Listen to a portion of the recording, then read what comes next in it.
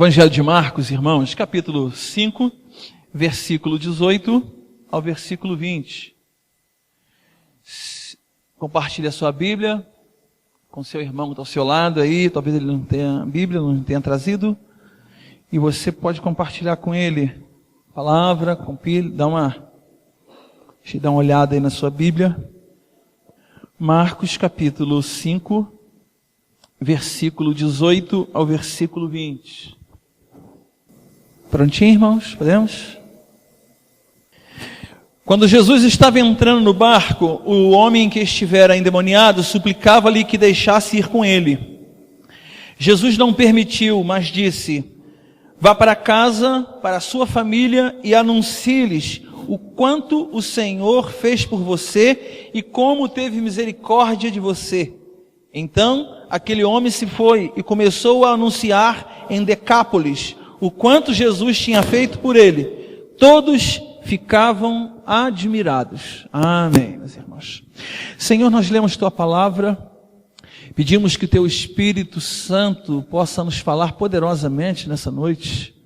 Tire do nosso coração tudo aquilo que pode nos atrapalhar, toda a preocupação, e que o nosso pensamento, nosso coração esteja completamente cativo no Senhor nesse momento, e que haja liberdade do Senhor para nos falar nessa noite. Nós pedimos isso em nome de Jesus.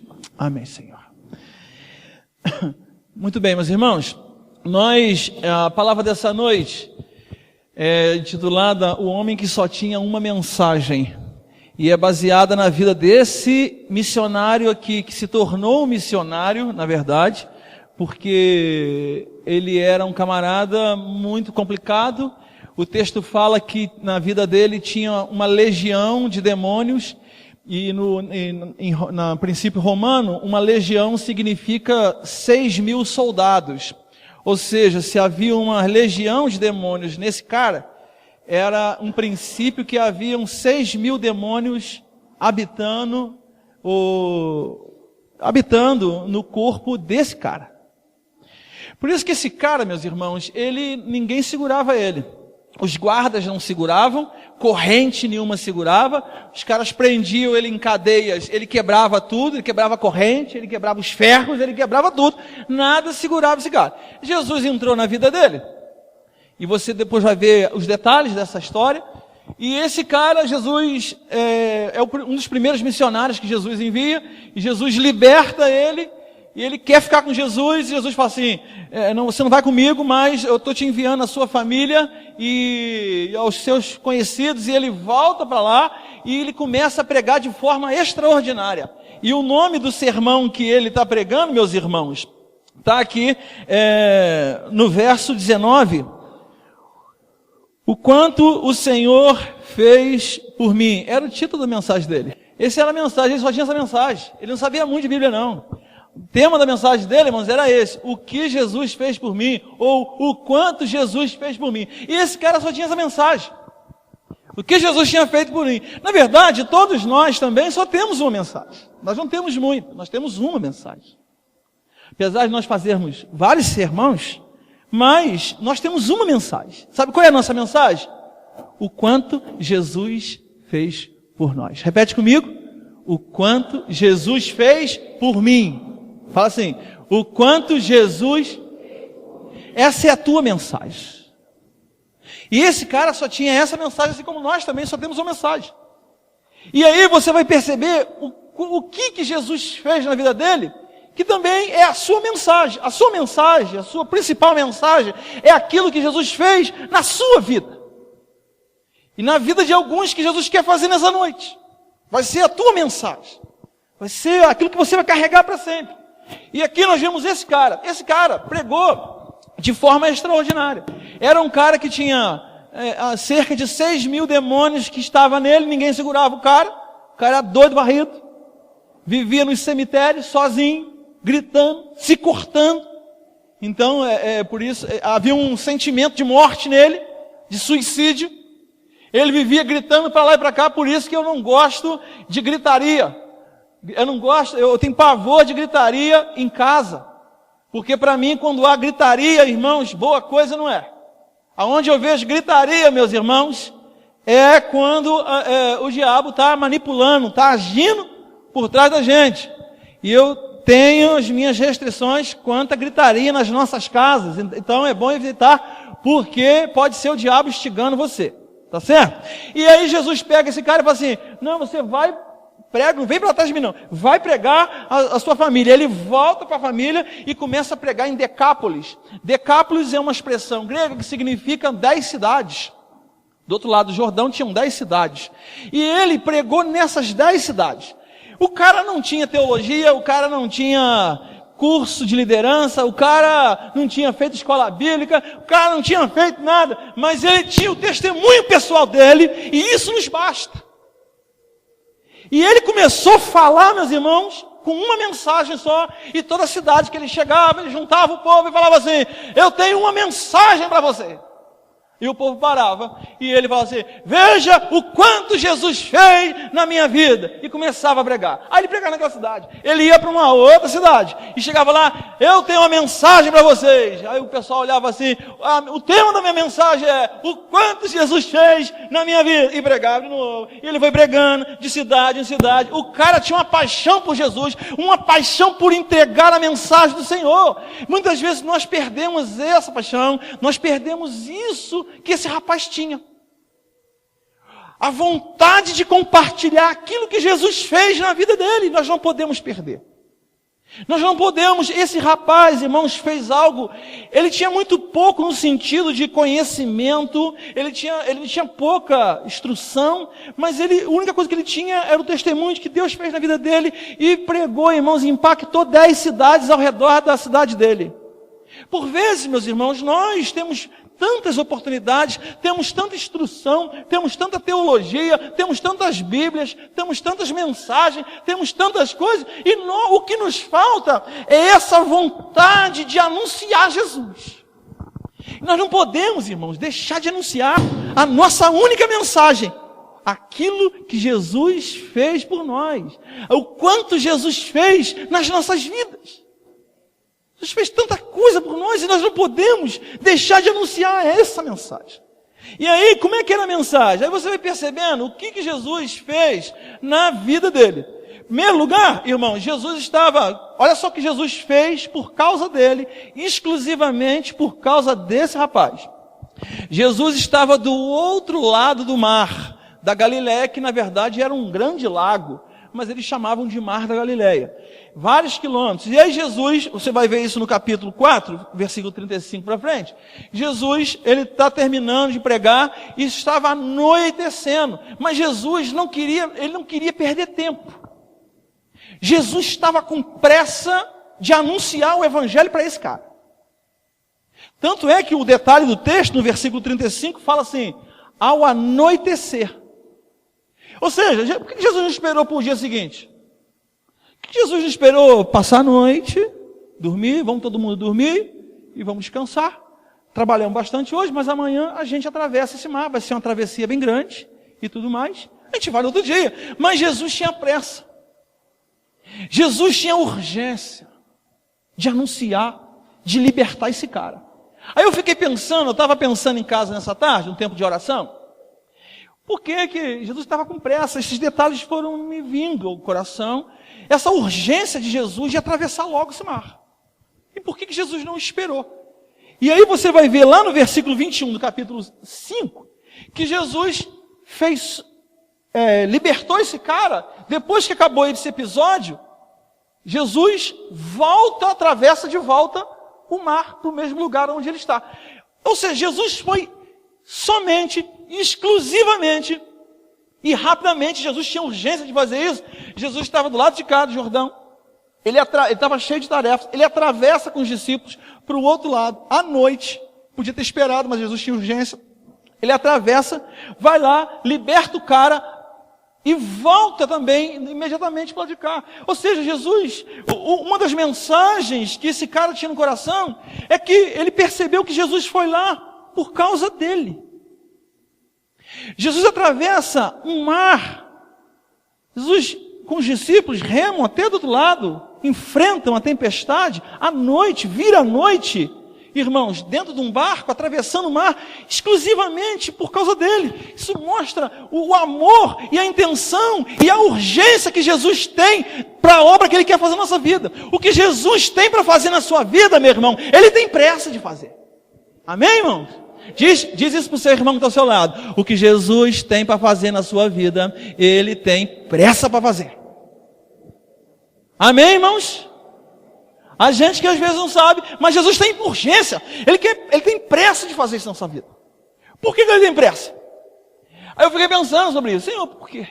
Você percebe, depois no capítulo 5, nos versículos anteriores, que fala sobre a história dele, fala que esse cara vivia nos sepulcros, ele vivia solitário, ele vivia se cortando, ele vivia gritando, ele tentava se matar. Porque tem que estar se cortando, não está querendo boa coisa. E o que veio ao meu coração é que provavelmente, e obviamente a gente percebe isso no texto, que o diabo queria matar esse cara. E Jesus foi lá para livrar esse cara da morte. Poderia ser o último dia dele. Por que tanta urgência de Jesus?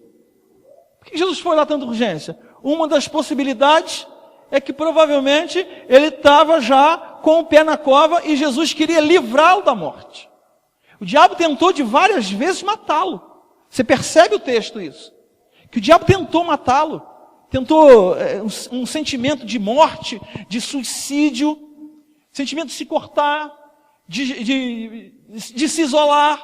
O cara não lidava com ninguém, ele tinha perdido a família. O texto fala que ele tinha perdido a família. Por que ele perdeu a família? Porque quando Jesus restaura, Jesus fala assim, volta para a tua casa e para a tua família. O texto que nós lemos. Aí eu percebo que Jesus não tem só pressa de fazer algo na minha vida. Jesus tem pressa de restaurar a nossa família. Está entendendo? Jesus tem pressa que você volte para casa. Jesus tem pressa que você se acerte com seu marido. Jesus tem pressa e quer o quanto antes que você se acerte com seus pais. Que você se acerte com seus filhos. Que você viva bem. Porque esse cara aqui não vivia bem com seus familiares. E a gente vai percebendo que é essa a intenção do diabo na nossa vida. Irmãos, eu não quero falar simplesmente de possessão hoje. Mas eu quero perceber que quem está por trás dessas maquinações todas, dessa dificuldade que nós temos de convivência, que ele restaura a família, que ele restaura a sua casa, e há uma pressa em Jesus em querer fazer isso. Por quê? Porque nós estamos correndo risco, longe de casa, longe da família. Há uma legalidade quando isso acontece. E Jesus tem a intenção de restaurar a nossa casa, restaurar o nosso casamento, restaurar a nossa vida, porque esse cara tinha uma grande dificuldade de conviver. Ele não conseguia conviver com ninguém, vivia no meio dos mortos. Lá no sepulcro, no cemitério, era a casa dele. Ele não conseguia viver com as pessoas e, obviamente, as pessoas não conseguiam viver com ele. É o que acontece muitas vezes de dentro das nossas casas. Pessoas casadas em que elas estão casadas, mas elas não conseguem ou não estão conseguindo conviver com o marido não está conseguindo conviver com a esposa. E o ambiente de família está prejudicado. E a gente vê por aqui que quem está por trás dessa coisa toda, dessa artimanha toda, é o diabo. Ele está por trás disso. Irmão, seu problema não é seu marido, sua esposa. Paulo fala que a nossa luta não é contra carne e sangue, mas contra principados e potestades. E ele está infiltrado nas nossas vidas e a gente está vivendo sozinho. A gente tem família, mas a gente está vivendo sozinho. Olha só a mensagem que Jesus fez. Jesus tinha pressa para restaurar a casa dele. Jesus tinha pressa para restaurar a vida dele. E aí Jesus atravessa esse mar, irmãos, a noite toda, porque irmão, isso é algo extraordinário. Eu fico pensando como ficou o coração desse rapaz, em saber que Jesus atravessa o mar exclusivamente para libertá-lo e depois vai embora. Você já parou para pensar que em meio de tantos, Jesus viu você e te trouxe aqui exclusivamente para trazer uma palavra ao seu coração, em nome de Jesus. Aí você, pastor, mas tinha tantas outras pessoas nessa cidade, você vê gente aqui, é verdade. Mas o único que foi tocado foi aquele rapaz, irmãos.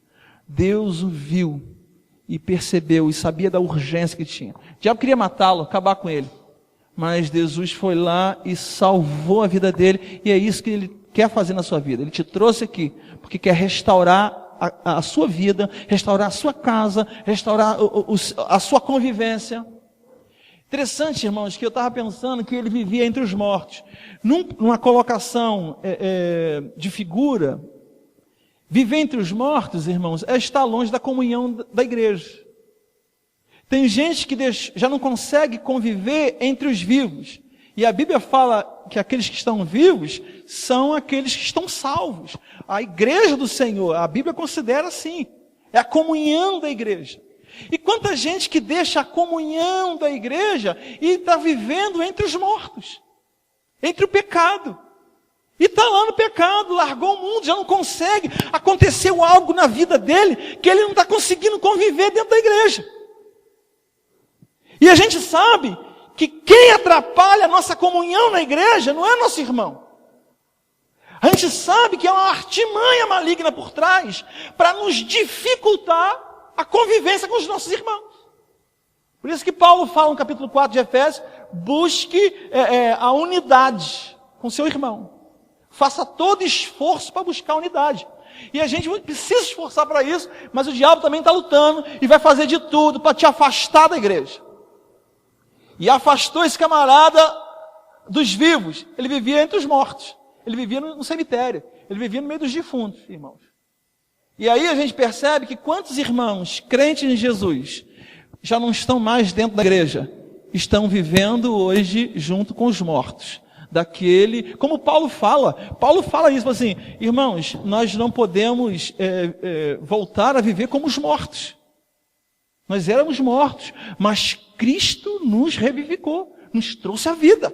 Aquele que entrega a vida a Jesus, ele está vivo. E a colocação que a Bíblia faz daqueles que não têm Jesus, estão entre os mortos. E aí, meus irmãos, nós precisamos restaurar isso. Quanta dificuldade, às vezes, para a pessoa congregar. Quantas dificuldades que ele está enfrentando para conviver na comunhão com seus irmãos. Você pode ter certeza que quem é interessado, que você se afaste da comunhão. Quando a gente se afasta da comunhão, irmãos, a gente vai ficar entre os mortos e a gente é presa fácil.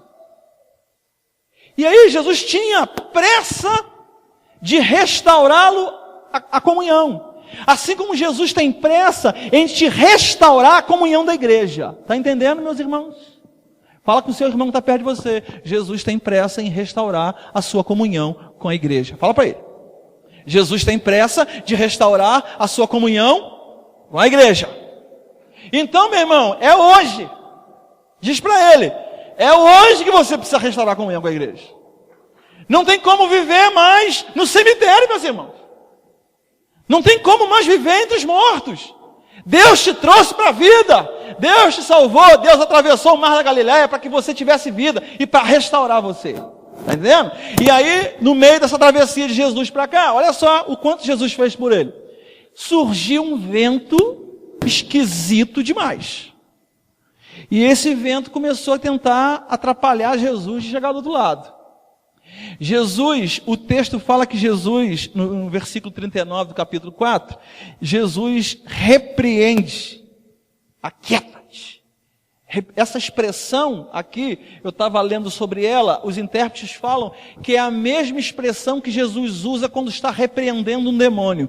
Qual é a ideia do texto? Que essa tempestade não era simplesmente uma tempestade natural. Essa tempestade tinha a ver com uma questão maligna por trás. Pastor? As coisas também da natureza, o diabo pode manipular? Claro que pode manipular, gente. Você não vê em Jó? Caiu o fogo do céu, veio um vento. E teve uma conferência que nós fomos no Rio. Eu fui pregar nessa conferência, aí depois do culto e tudo mais, nós estávamos conversando com os irmãos. Teve uma irmã em Cristo hoje, graças a Deus, que ela estava compartilhando com a Gilce.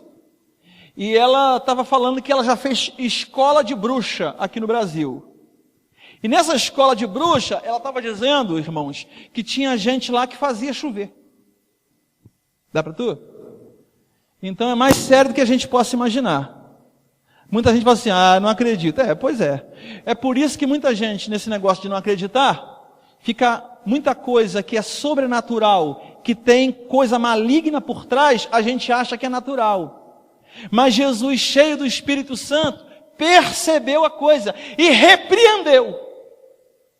Irmãos, eu não estou falando que toda chuva, de repente vem uma chuva aí, daqui a um tempo, uns meses, volta a chover, né, meus irmãos? Aí vem uma chuva que está atrapalhando você. O pastor falou que chuva que atrapalha a gente é do capeta. Eu vou repreender, não precisa repreender.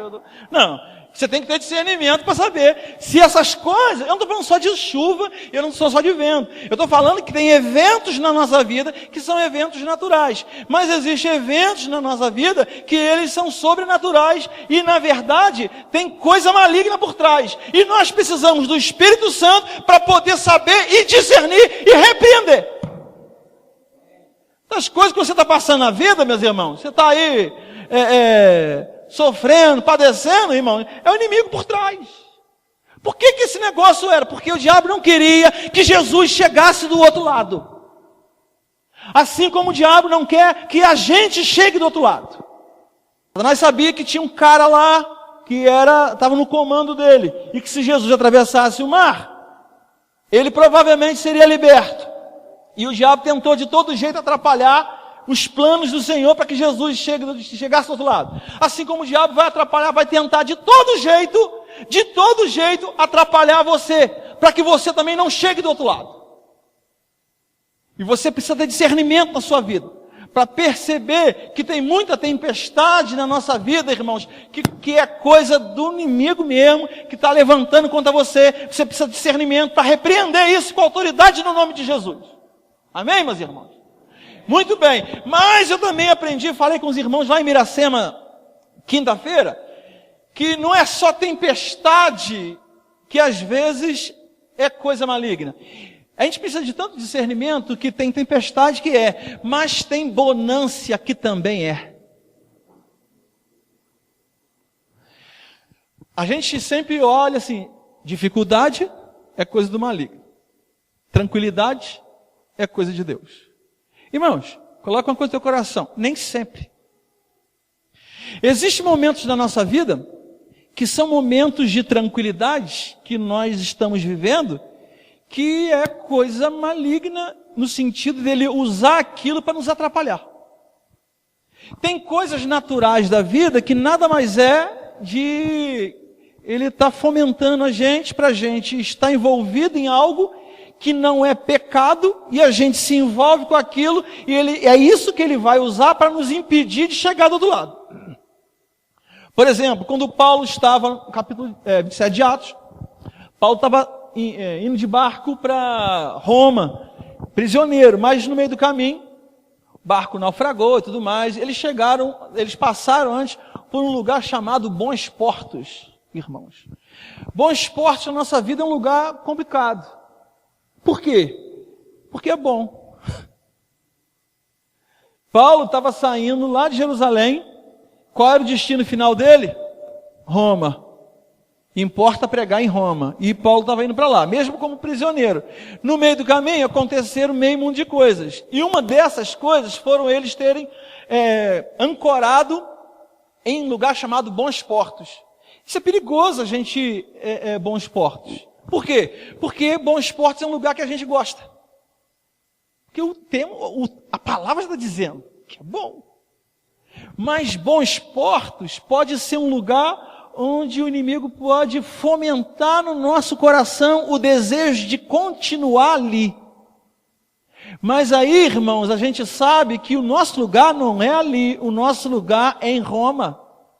E ele fomenta na gente, e a gente está nos bons portos, e a gente está tranquilo, e a gente conta que está nos bons portos até como bênção de Deus, mas tem muita coisa que está acontecendo na nossa vida que não é bênção de Deus, é a nossa tragédia, mesmo com um nome bacana.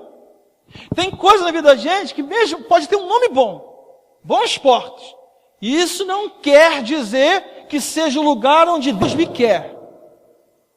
Muitos lugares é só para a gente passar. Mas tem lugares na vida que a gente passa, mas a gente não quer seguir em frente. A gente quer ficar. Então a gente tem que tomar esse cuidado. Com muitas estratégias que o maligno levanta para atrapalhar a gente. coisas boas. Por exemplo, você quer vir para a igreja. Você quer vir para a igreja, o culto é 7 horas. Você, quando vai dando 6 horas da tarde, chega uma visita que você gosta muito. É pecado as pessoas visitarem as outras? Não, às vezes quem está chegando na tua casa é alguém que você não vê há muito tempo. É aí que está. Às vezes Deus tinha algo espetacular para você naquela noite. E ele conseguiu, e o maligno manipulou uma situação e levou alguém para a tua casa. E você, obviamente, não teve coragem de dizer assim, estou indo para o culto. Quantas vezes, irmãos, os irmãos, a gente já deixou de vir na igreja porque chegou uma visita às 6 horas, 6:30 da tarde? Quantas vezes? Não é verdade? Você já parou para pensar que talvez algumas vezes dessa foi um maligno que arranjou isso? Já parou para pensar? Eu não estou falando que teus parentes, que os teus amigos estão encapetados, não. Não estou falando disso. Eu estou dizendo que muitas vezes, até mesmo em coisas normais da vida, ele pode manipular a situação para que você deixe de receber algo bom da parte do Senhor. Ninguém está dizendo que teus parentes estão possessos. Não estou dizendo nada disso, meus irmãos. Nada disso. Nada disso. São pessoas que você ama e talvez está até orando por elas. Mas aí você fica com vergonha de dizer, eu vou me arrumar. Você quer ir para a igreja comigo? Estou indo, hein? 7 horas estou lá. Você tem medo de falar isso. É verdade que nós tínhamos que agir com mais firmeza. Sabe por quê? Até abrir um parente, eu duvido se ele chegasse lá, por exemplo, se fosse 7 horas da manhã, quando você tivesse que trabalhar 8. Eu tenho certeza que você fala assim, eu tenho hora para trabalhar, tá? Você não falaria isso? Mas aí com Jesus, a gente age de qualquer jeito. Com Jesus, a gente não age com firmeza. Vai impedir a bênção. Eu vou para o meu Senhor. É uma celebração que eu tenho no meio de semana. Fora a cela, eu tenho minha celebração, tenho orado por isso. Às vezes você passou a semana inteira jejuando, a igreja, como nós estamos num propósito de jejum e oração, e aí chegou alguma coisa que te atrapalhou. Verdade? Você está lá, pronto para vir, aí você está até passando dificuldade financeira. Aí, 6 horas da tarde, você está aprontando, aí alguém vai lá, bate na tua porta. Quem chegou lá? Alguém com a oportunidade de trabalho, um negócio para você, uma bênção para você no seu trabalho. Você fala, é de Deus, mas aquele negócio de Deus te impediu de vir para a igreja, te afastou de realmente aquilo que é bênção. Ser cuidado. Ser cuidado, que o diabo pode fomentar você desejos, que ao invés de ser bênção, pode ser a armação dele, é a artimanha dele para impedir você. Mas a gente não consegue discernir isso. A gente não consegue dizer não para essas coisas. Não é verdade? Quantas vezes nós deixamos de vir, de congregar, de ir para uma cela, de ir para uma bênção, de receber da palavra de Deus. Irmãos, não só a palavra, a comunhão dos irmãos tem bênção na comunhão dos irmãos. A palavra do Senhor diz no Salmo 133 que Deus derrama a sua bênção na comunhão dos irmãos. Ser abençoado só pelo fato de você estar aqui. Se eu não pregasse, só pelo fato de você estar na cela e estar nesse lugar, na comunhão dos irmãos, você é abençoado. É a Bíblia quem fala. E aí, por vezes, a gente acha que quando acontece um trem ruim, por exemplo, você vai ligar teu carro na hora de vir para a igreja. Aí o carro enguiçou. Você já repreendeu o motor do seu carro? Eu sei que você já. Eu não estou dizendo que não é para repreender, não. A gente tem que repreender mesmo. Está amarrado em nome de Jesus. O que é isso? Sei que você repreendeu. Você acha que aconteceu um troço brabo, então é coisa maligna. Mas a gente nunca parou para pensar que quando acontece algo tranquilo, quando não é, a gente nunca pensou que também pode ser. Você nunca imaginou que o diabo pode estar armando por trás para te impedir. Coisas que acontecem, tantas coisas que acontecem que te impedem para orar. Quanta coisa, gente. Quanta coisa que te impede para você ler a palavra. Quanta coisa que te fica mexendo contigo para você não jejuar. Quanta luta que você enfrenta para jejuar, irmãos. Quanta luta. Parece que nesse momento que você jejua, parece que é o momento que o pessoal mais capricha no tempero. É um negócio esquisito, né? E a gente fica com dificuldade de jejuar. Aí, irmãos, a gente tem que ser mais firme nisso. Nos nossos propósitos. Deus me falou para eu ir para o outro lado. E eu vou enfrentar essa barreira. Isso não vai me atrapalhar. Muitas vezes, meus irmãos, já ouvi até testemunhos aqui na igreja, de gente que na hora da célula, na hora da mensagem, na hora do culto, surgiu uma oportunidade para trabalho e a pessoa estava precisando. A pessoa falou assim, agora não. Sabe que eu vejo isso? Quando você honra o Senhor, você pode ter certeza que Deus te honra também. Em nome de Jesus. Então fique ligado. Olha o que Jesus fez. Jesus está nos ensinando que nós precisamos ter discernimento para perceber que o inimigo vai fazer de tudo. E quando ele fala de tudo, é tudo mesmo para nos impedir. Mas aí Jesus atravessa o mar e vai para o outro lado e repreende, livra esse cara das artimanhas do maligno. Esse cara, irmãos, nada segurava ele, nada. Ao mesmo tempo, ele era um prisioneiro. Quanta gente que fala assim, eu sou livre, eu vou para onde quero, faço o que quero, bebo o que eu quero, fumo o que eu quero, eu sou livre. Na verdade, essas pessoas são prisioneiras. Pedro fala que ele é prisioneiro da sua própria liberdade.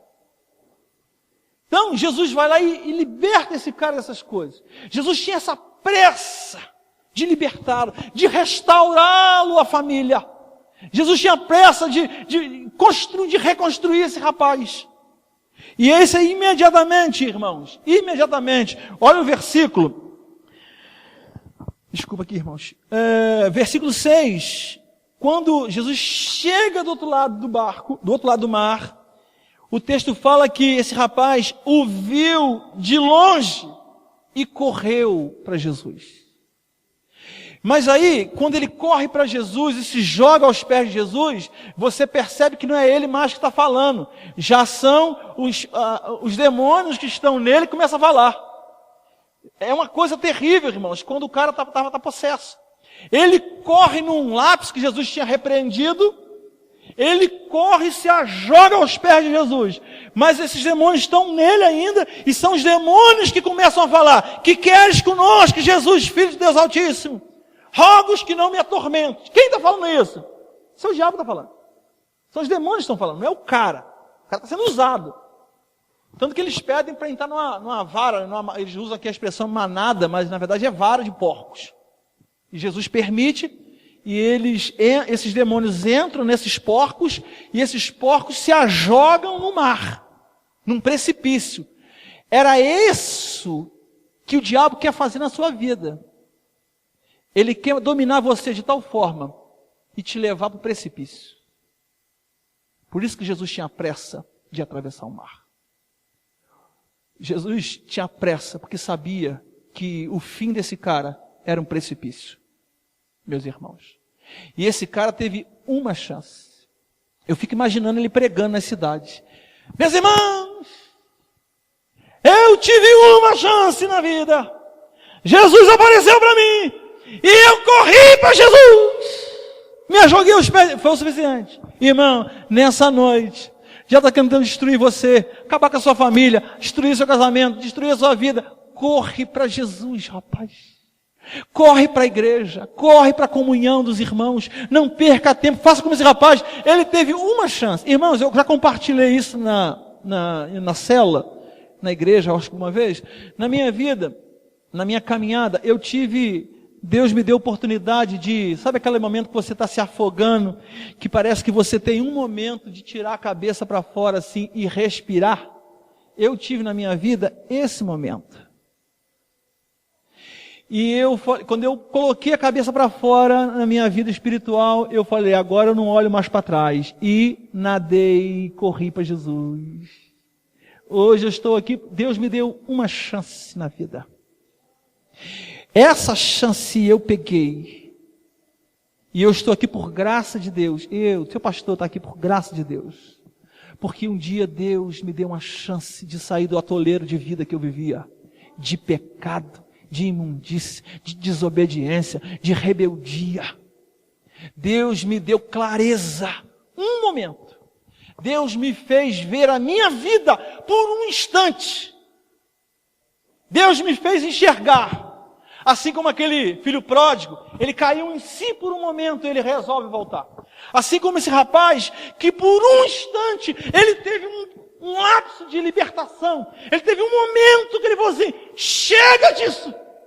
E ele correu e se jogou aos pés. E ali os demônios começaram a falar, a tentar agir com Jesus. Jesus repreende e expulsa, porque para Jesus, tanto faz ser 1 como 6.000, Jesus expulsa do mesmo jeito em nome de Jesus. Amém, meus irmãos? Para Jesus não tem essa.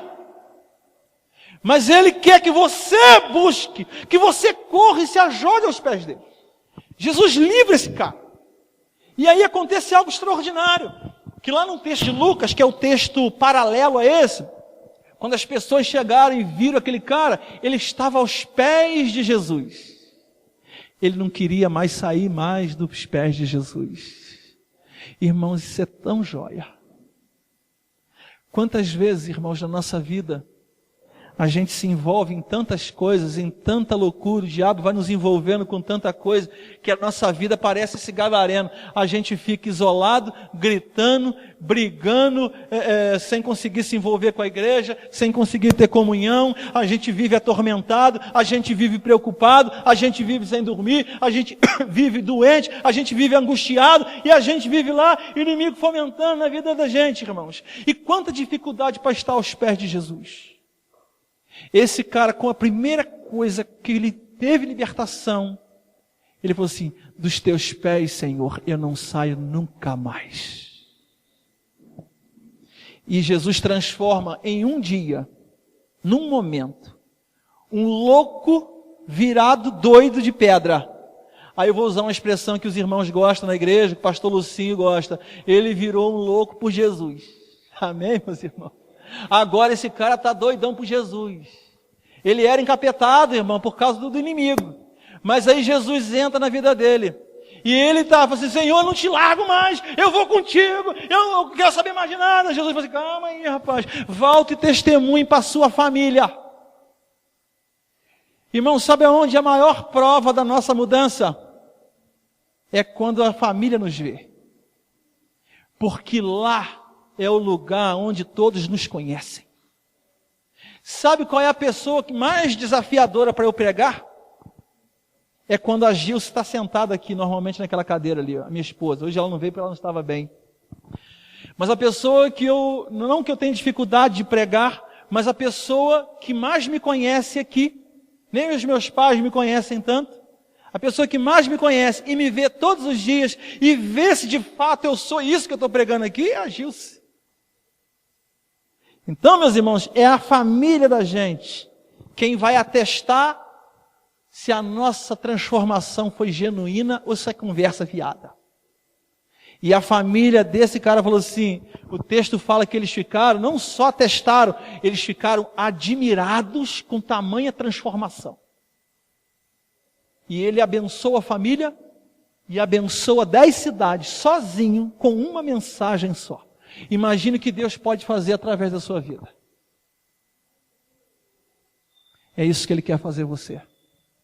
Ele quer pegar a tua vida e quer transformar nesse homem, apaixonado por Jesus, que gosta de estar aos pés de Jesus. E Deus vai usar você, não só para 10 cidades, para ser uma bênção para essa nação em nome de Jesus. Eu lembro nesse momento de lapso que Deus me deu, eu estava, assim como o Pedrinho está aqui, numa escola bíblica, tinha pouca gente na escola bíblica lá em Teresópolis, e eu lembro do pastor dizendo assim, nesse lugar tem gente que se permitir ser transformado por Deus, ou seja, se correr para Jesus, se entregar para Jesus, Deus vai usar nesse lugar, nesta cidade e no Brasil inteiro. Eu falei assim, Senhor, faz comigo. Eu quero ser uma bênção para a minha cidade e uma bênção para esse Brasil, em nome de Jesus. Aí Jesus me trouxe para cá, irmãos, por misericórdia e graça do Senhor. Sabe quando aconteceu isso? Quando eu corri para Jesus. Corra para Jesus nessa noite. Em nome de Jesus, Ele tem pressa de fazer isso na tua casa. Ele te trouxe aqui especialmente para falar contigo. que Ele tem urgência em falar com você, que Ele tem urgência de reconstruir você, que Ele tem urgência de restaurar a tua casa, que Ele tem urgência de restaurar a tua comunhão na igreja. Chega de viver entre os mortos. Jesus quer que você viva entre os vivos, na comunhão dos irmãos, e Ele tem urgência disso na tua vida. Em nome de Jesus. Amém, meus irmãos? Aplauda Jesus. Jesus merece. Fica de pé. Vamos orar.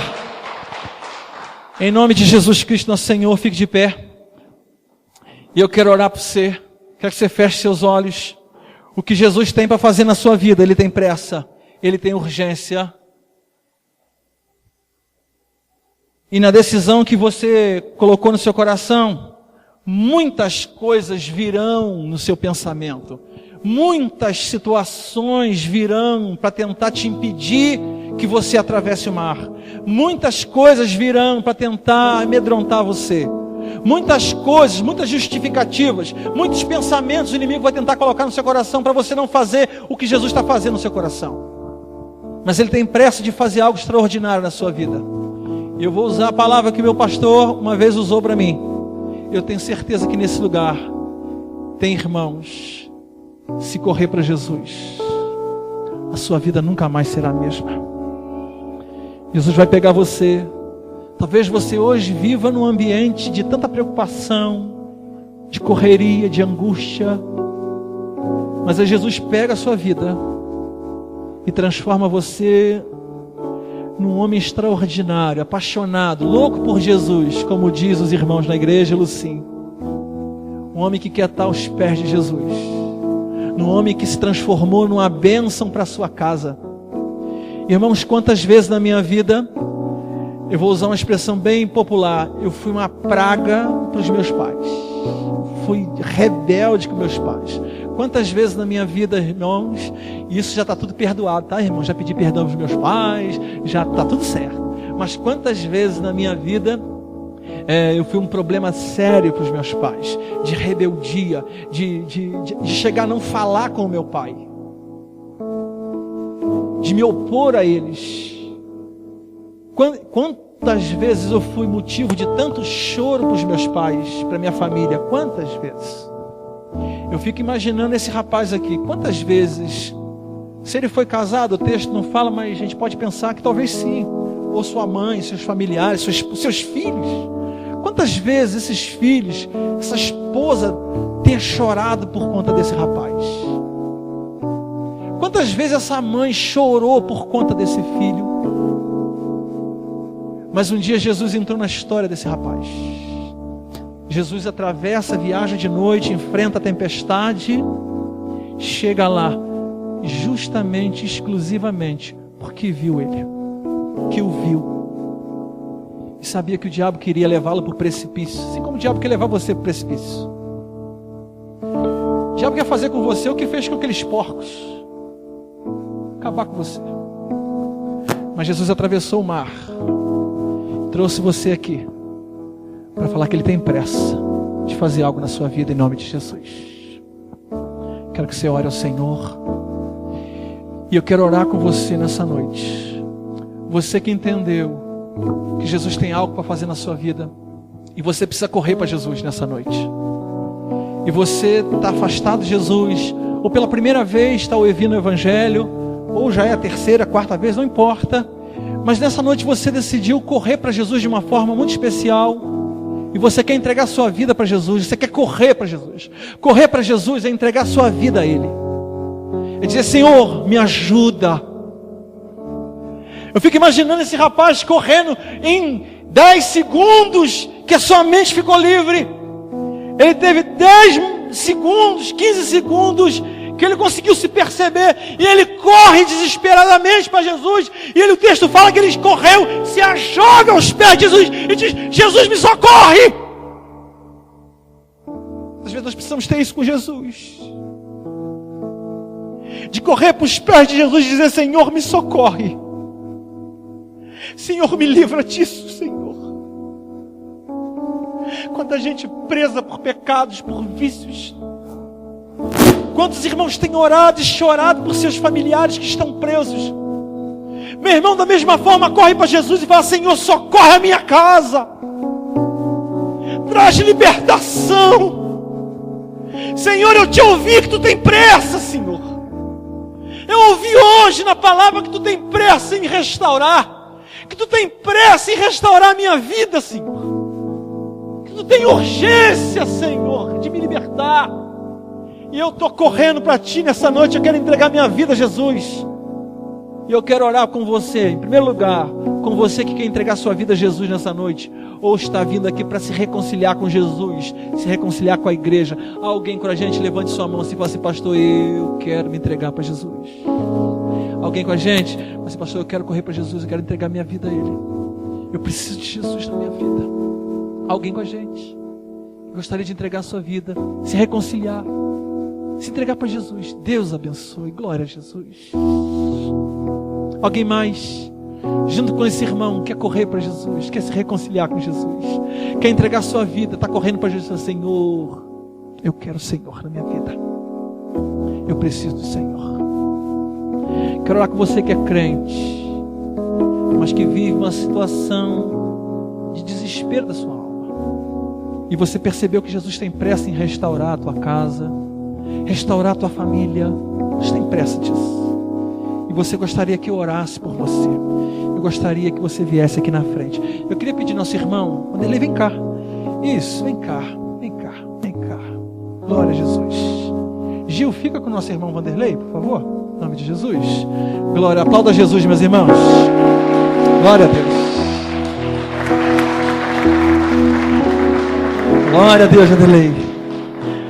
Você que é crente também, você pode vir aqui na frente. Eu quero orar por você. Tem algo que você quer colocar diante do Senhor, que você sabe que Jesus tem pressa e falou seu coração em algo na sua vida, e você hoje está se posicionando. Irmãos, quando Jesus falou meu coração, eu também já era crente.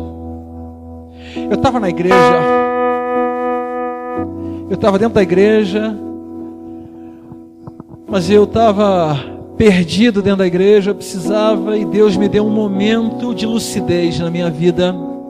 E eu falei assim: Senhor, é agora. Eu não olho mais para trás. Isso fazem quase 20 anos. Pela graça do Senhor, eu me posicionei com Jesus. Não tem mérito nenhum para mim, irmão, mérito nenhum. Jesus atravessou o mar por mim. Está entendendo? Foi Jesus quem enfrentou as tempestades por mim. Foi Jesus que enfrentou a cruz por mim. Não há mérito nenhum em mim, em ninguém nesse rapaz. Eu apenas falei assim: Senhor, por favor. E eu me joguei diante do Senhor. Eu falei: Senhor, reconstrói minha vida. Eu falei: Senhor, reconstrói minha dignidade. Reconstrói minha vida com a minha família. Reconstrói minha vida por inteiro. E Deus foi reconstruindo a minha vida. E para a glória e graça do Senhor, estou nesse lugar, por graça de Deus. Isso, pode chegar mais para frente, meus irmãos. Chega bem pertinho de mim aqui. Pode chegar bem para frente, pode chegar. Vem cá. Glória a Deus.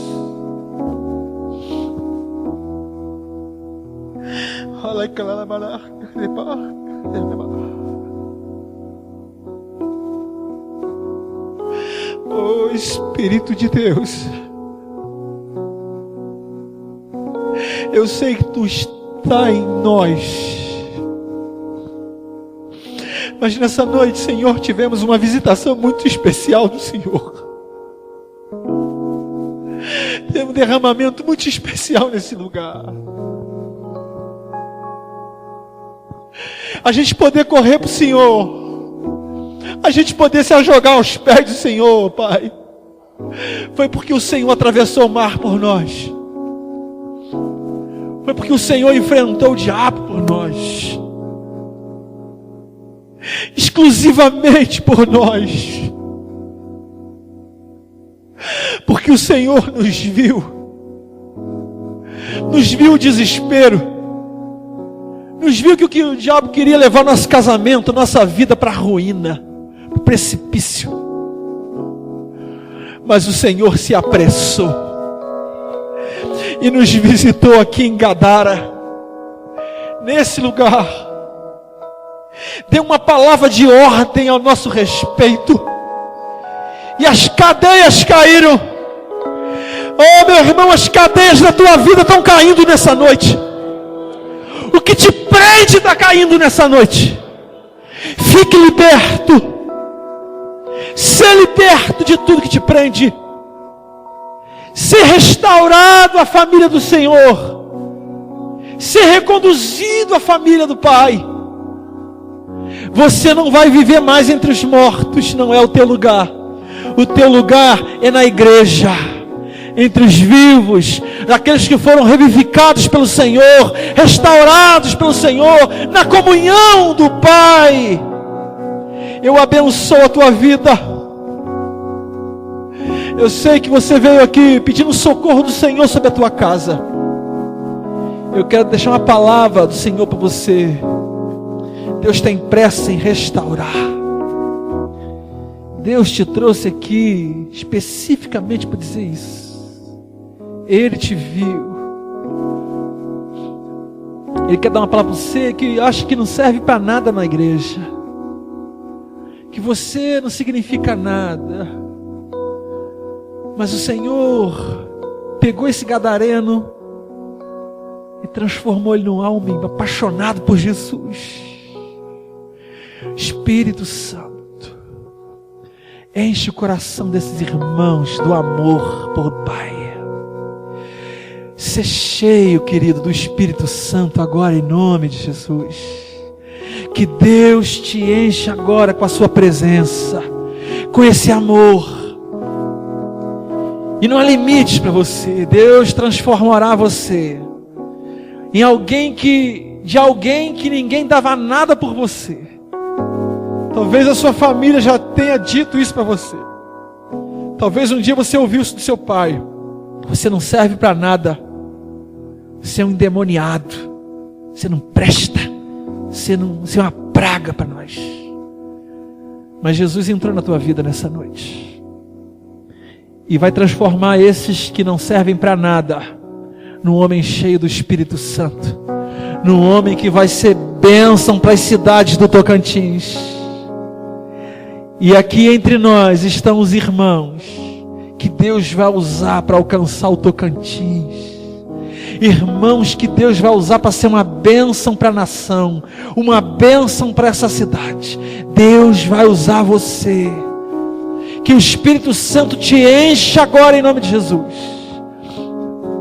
E o Senhor vai começar a te usar hoje, amanhã, terça. Você não vai precisar fazer teologia para Deus te usar. A mensagem que você tem é o quanto Deus fez na sua vida. Você tem uma mensagem, e essa mensagem se chama: o que Deus fez na minha vida, o que Jesus fez em mim. Essa é a tua mensagem. Abra sua boca e fale aos quatro cantos desse Brasil o quanto Jesus fez na sua vida. Ser cheio do Espírito Santo. Deus veio em teu socorro nessa noite.